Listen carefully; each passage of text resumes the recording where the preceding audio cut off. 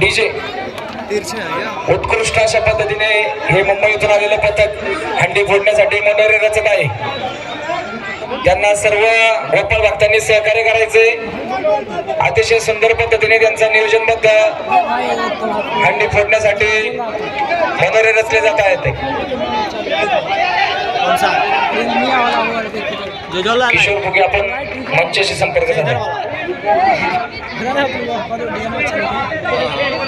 या ठिकाणी मुळशी तालुक्यातील मानाची हंडी अखिल गोटोडगाव ते हंडी आयोजक शिवशंभ प्रतिष्ठान आलेल्या सर्व गोपाळ भक्तांचे पुन्हा एकदा सहर्ष स्वागत करत आहे.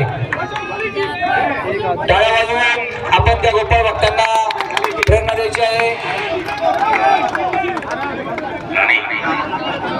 पाच मनोरे रचून त्यांनी प्रयत्न केलेला आहे.